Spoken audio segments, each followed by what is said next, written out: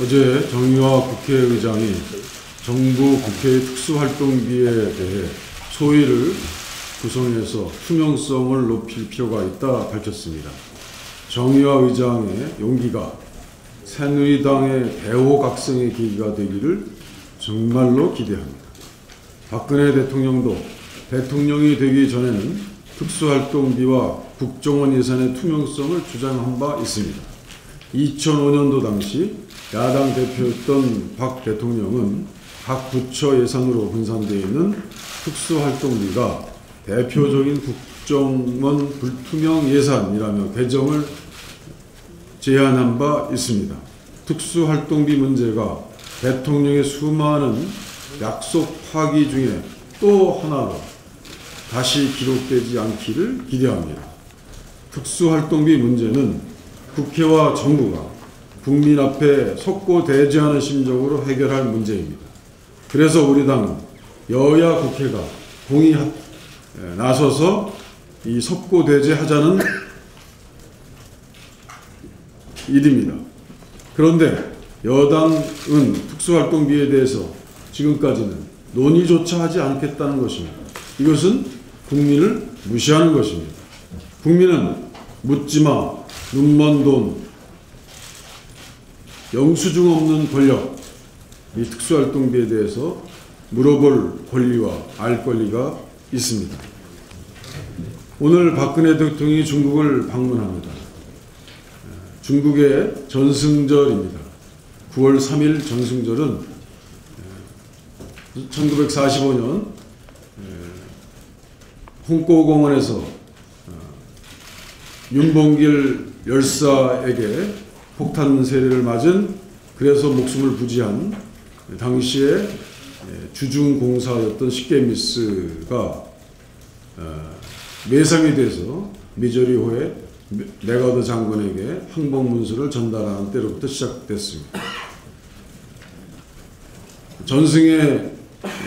중국의 전승을 기리는 이때 우리는 그 전승의 윤봉길 열사의 용기와 목숨을 건 희생이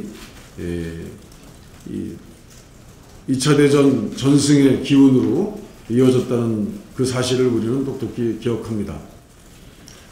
그래서 박 대통령의 중국 방문 열병식 참관은 국익을 위해서 옳은 선택을 한 것이라고 저는 생각합니다.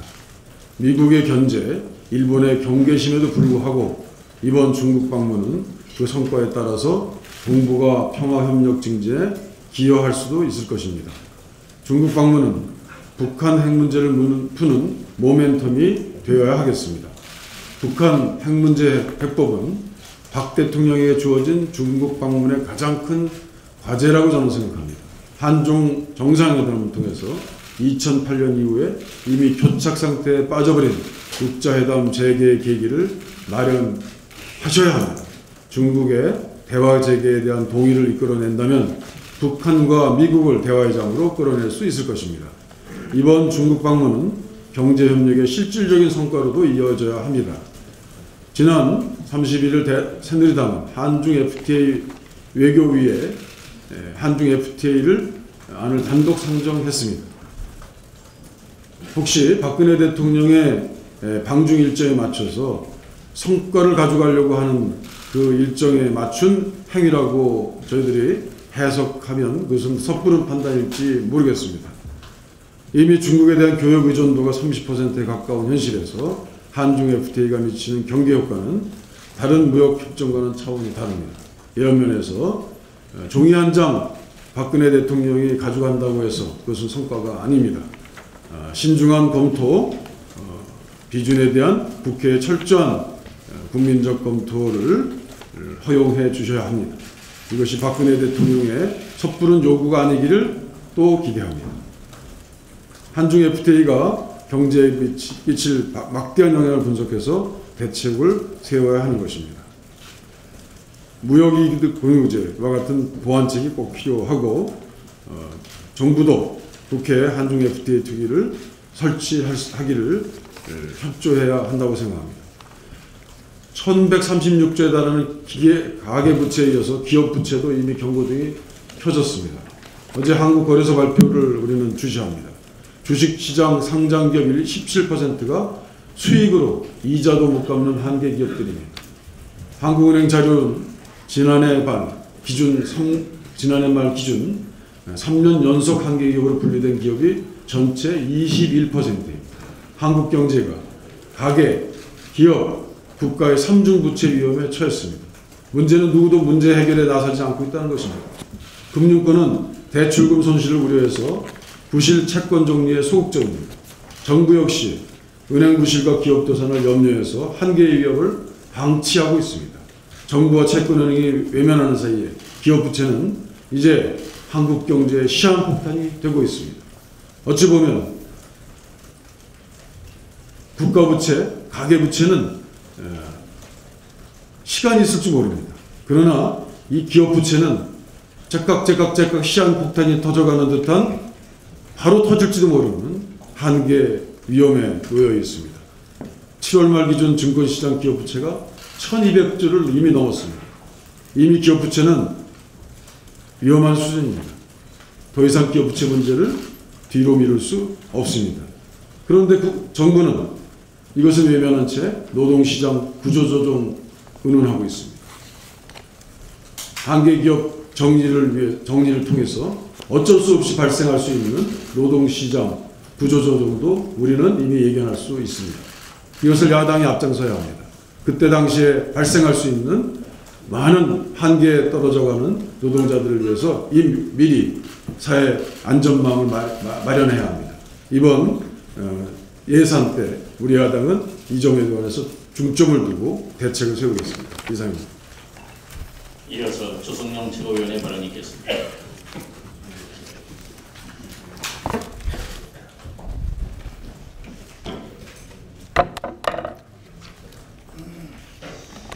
새누리당은 야당의 반대에도 불구하고 한중 FTA 비준 동의안을 단독 상정하였습니다.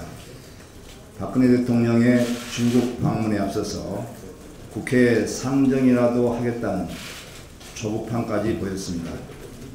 중국은 우리나라 최대 수출국이자 수입국입니다. 한중 FTA는 국가와 국민의 이익을 최우선으로 삼아서 신중하고 꼼꼼하게 추진되어야 합니다. 그러나 한중 FTA 비준안은 불공정, 조공협정이라고 해도 과언이 아닙니다. 정부의 조기 비준 요구는 박근혜 대통령이 중국행 급행열차를 타기 위해 농어미를 볼모로 희생시키는 것입니다. 한중 FTA가 얼마나 불공정한 협상인지 살펴보면 불법 어업 방지 조항의 누락으로 중국의 불법 어업을 못하게 하는 데 대해서는 완전 무방비 상태입니다. 해수부는 중국 불법 어업으로 인한 피해액을 연간 3, 4천억으로 추산하고 있고 치어 등 미래 수산 자원까지를 고려한다면 연간 1조 원에서 2조 5천억까지 보고 있습니다.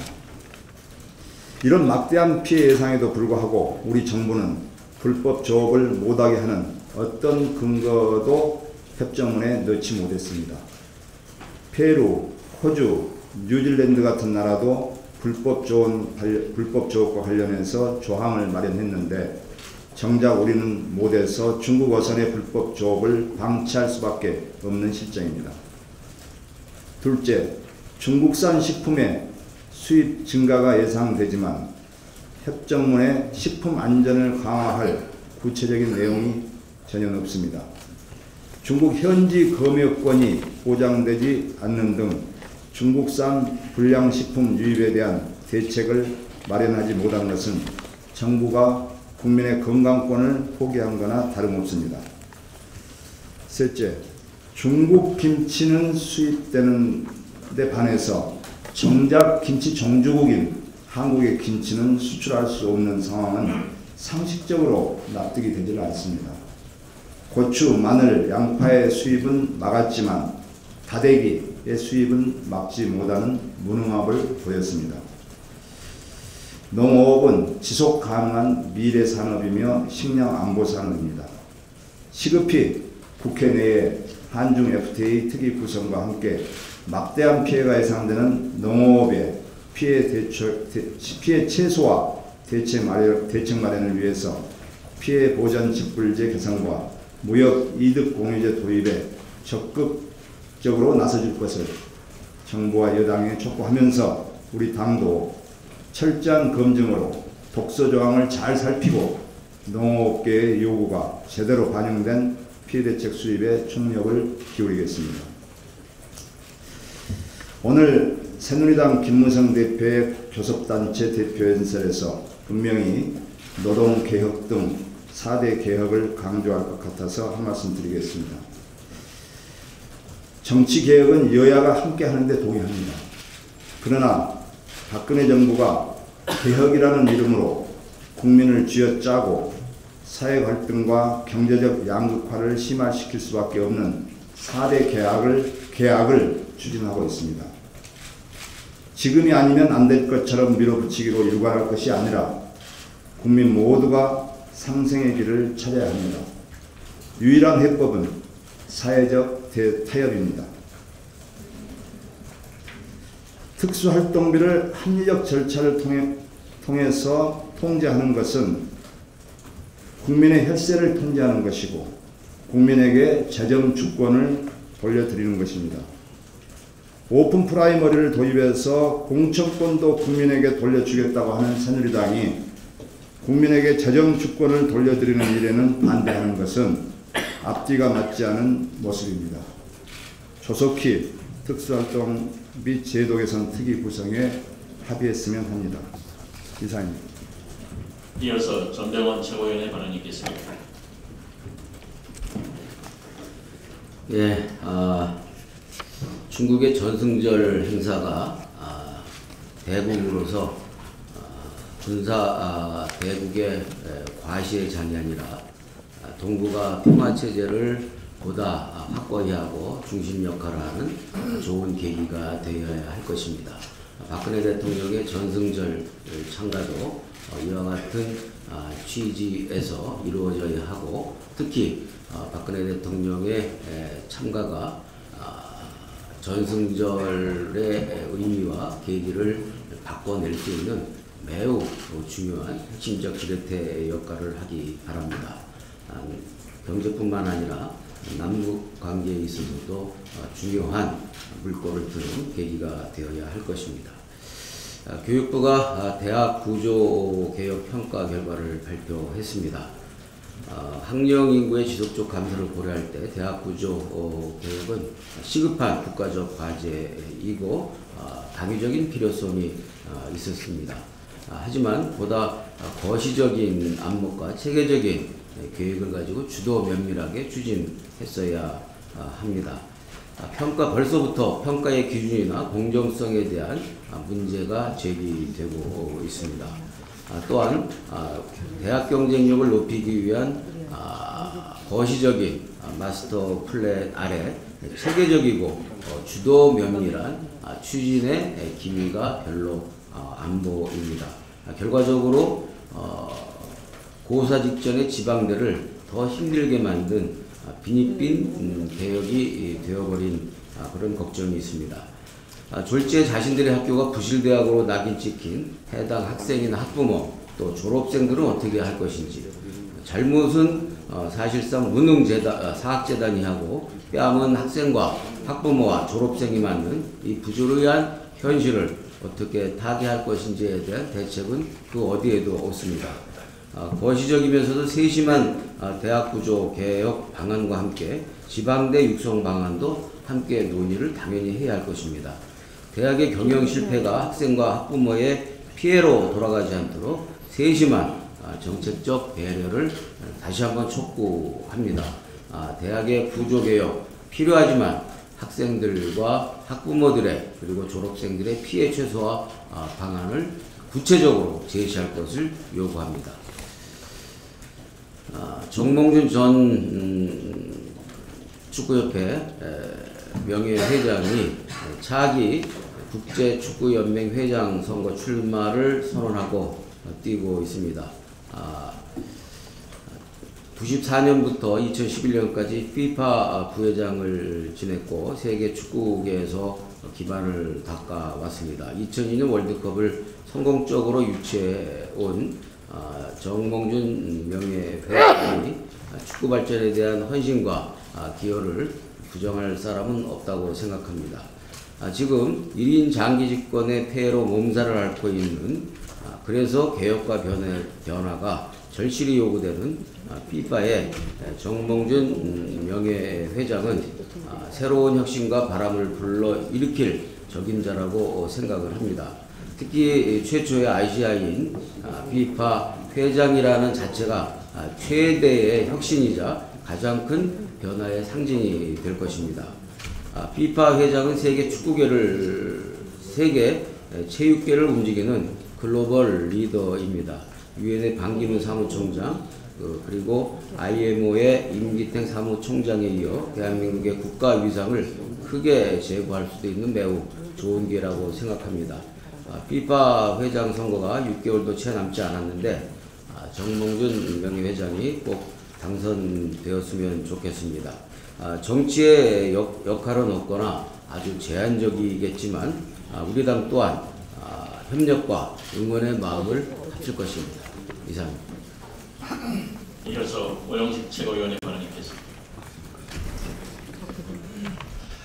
네, 우리 수치에 비상이 걸렸습니다. 어제 발표한 산업통상자원부 발표에 따르면 전년 동월 대비 14.7%나 줄었습니다. 글로벌 금융위기 직후인 2009년 8월 이후 6년 만에 최대 감소폭을 보였습니다. 8개월째 연속 감소로 금융위기 당시였던 2008년 11월 이후 1년간 계속된 수출 마이너스 기록까지도 깰 전망입니다.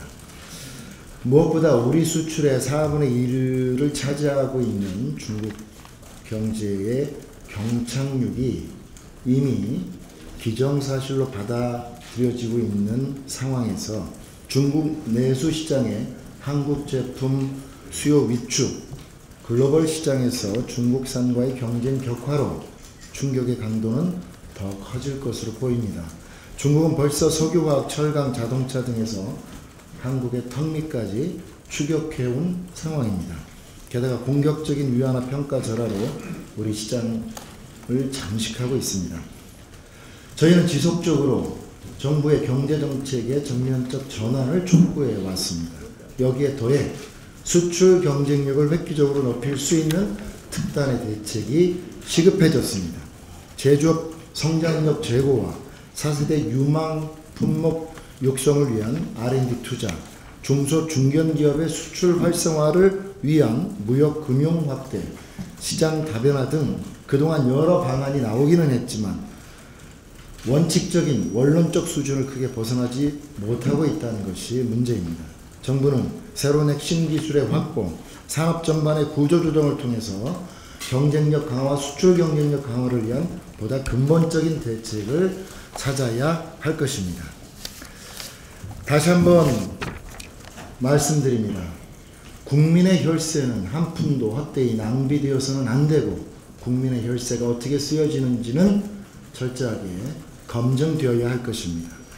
소위 특수활동비는 영수증 처리도 되지 않고 사용처도 보고되지 않기 때문에 소위 눈먼 돈, 권력의 쌈짓돈이라는 오명을 받아왔습니다.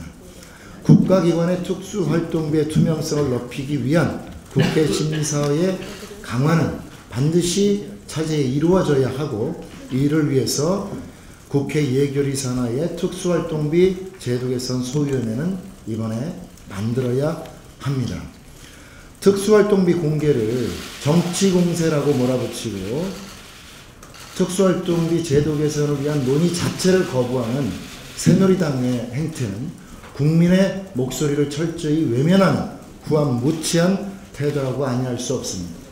대통령께서 야당 대표 시절에 그 필요성을 역설하였고 불과 3개월 전까지만 해도 특수활동비에 대한 제도 개선이 필요하다는 입장을 새누리당 대표와 원내대표가 주장했음에도 불구하고 이제 와서 특수활동비의 대부분을 쓰고 있는 국정원을 내세워서 공개와 논의 자체를 거부하는 것은 있을 수 없는 일입니다. 새누리당의 주장대로 국가안보상 기밀 유지가 불가피하다면 막대한 국정원의 특수활동비의 용처가 합당한지 국회 정보위에서 비공개로라도 최소한 점검할 수 있는 체계는 마련되어야 할 것입니다. 국회가 국가 예산 전체를 심사하는 만큼 예산을 더 엄격하고 투명하게 운영해야 할 책임이 있습니다. 문재인 대표께서도 이미 밝힌 바와 같이 정부의 특수활동비 공개를 위해서 국회부터 먼저 모범을 보여 공개를 하고 이번에 국회 예결위에 특수활동비 제도 개선 소위원회를 반드시 구성해야 할 것을 다시 한번 강력하게 촉구합니다. 이상입니다. 이어서 유승희 최고위원의 발언이 있겠습니다. 예, 근해 대통령께서 중국을 방문하십니다. 국익을 저해할 수도 있는 불평등 한중 FTA 비준안이 국회에 선정이 기습적으로 되었습니다. 박근혜 대통령의 중국 방문이 한중 간의 불평등, 불공평, 무역이 가속화되는 페달이 되지 않기를 바랍니다.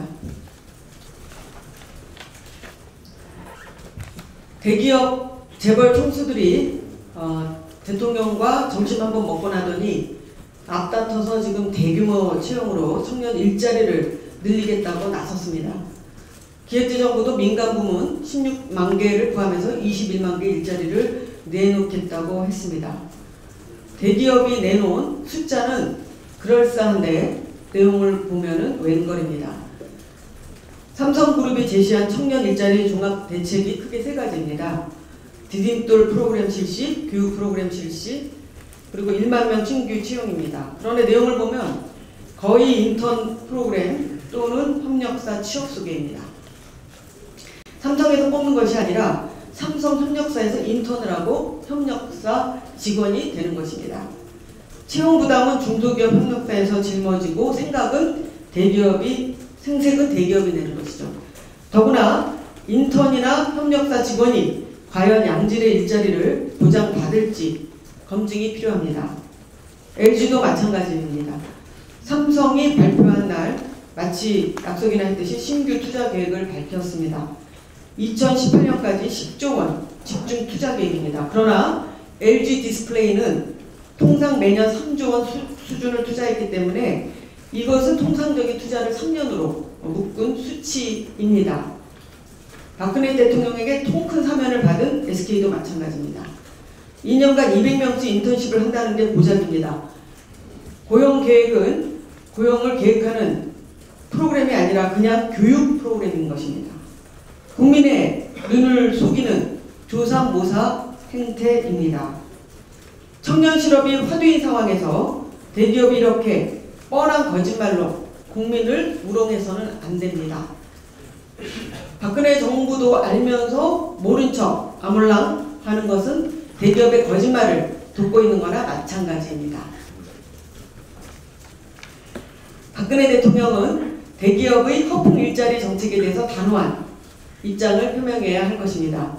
한국 경제의 모든 문제들은 단기적 그리고 개별적인 방안으로는 이제 해결할 수 없습니다. 청년 고용 문제도 결국 큰 틀에서 한국 경제의 구조적 문제들과 함께 해결해 나가야 할 것이라고 하는 점을 정부 여당은 모르쇠하지 말아야 할 것입니다. 공천 관련 룰에 대해서 한 말씀 드리겠습니다.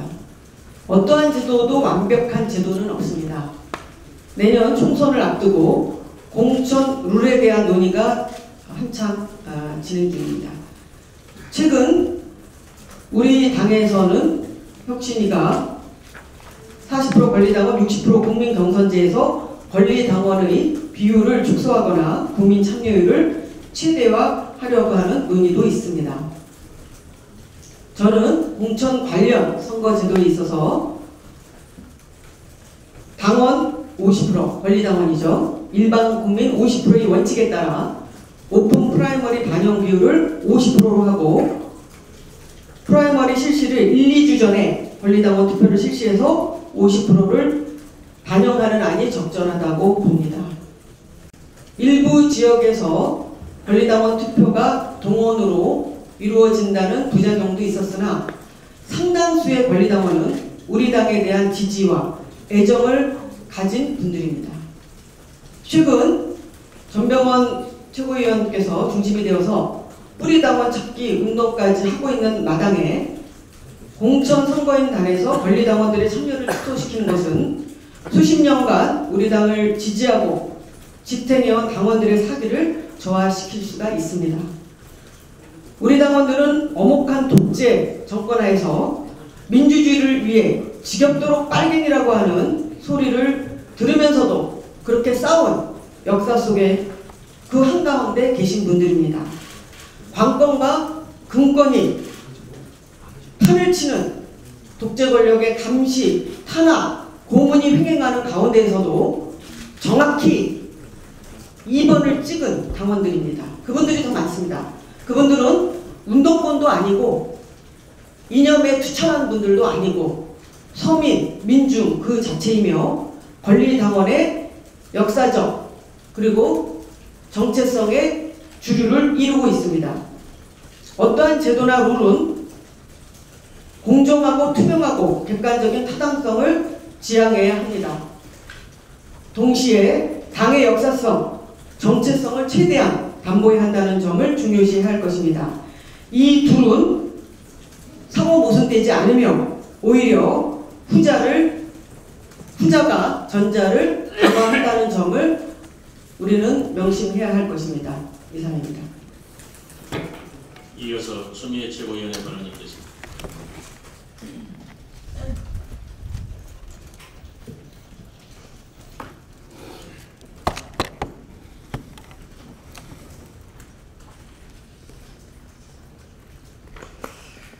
비정규직이 가장 많은 나라가 대한민국이죠. 그런데 비정규직을 보호해서 줄이는 방향으로 만들었더니 이제 파견 근로도 늘리고 비정규직 기간도 2년에서 4년으로 늘려서 온통 노동시장을 비정규직 근로자로 만들려고 하고 있습니다. 무식하면 원칙이 있는 겁니까? 임금 피크제는 미안하게도 대한민국에만 있는 용어입니다. 세계 어느 나라에 임금 피크제라는 용어는 없습니다. 우리나라의 임금 피크제를 만들었던 이유는 4.5점, 5.6도라는 식으로 정년에 이르기도 전에 조기 퇴직하는 IMF 외환 위기 이후의 우리나라의 조기 퇴직에 따른 사회 문제가 심각했기 때문에 연령에 맞춰서 임금을 조정해서 정년을 보장을 해보자 하는 취지에서 임금 피크제를 언급했던 것입니다. 거기에 따라서 고령 사회를 대비한 고령자 고용 촉진법에 정년에 대해서는 60세 이상으로 해야 된다라고 했던 것입니다. 따라서 임금 피크제는 고령화 사회에 대한 고용 보장을 위한 제도인 것이지 청년 고용법이 아닌 것입니다. 실제 언론사, D사 여론조사에서 기업의 인식은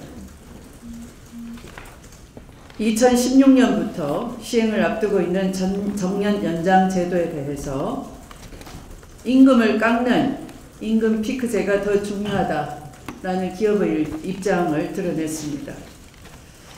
D사 여론조사에서 기업의 71.4%가 임금 피크제를 선호했습니다. 바로 정년 연장 시행을 앞둔 기업의 인건비 부담을 줄이고자 하는 꼼수가 들어있다는 것이죠.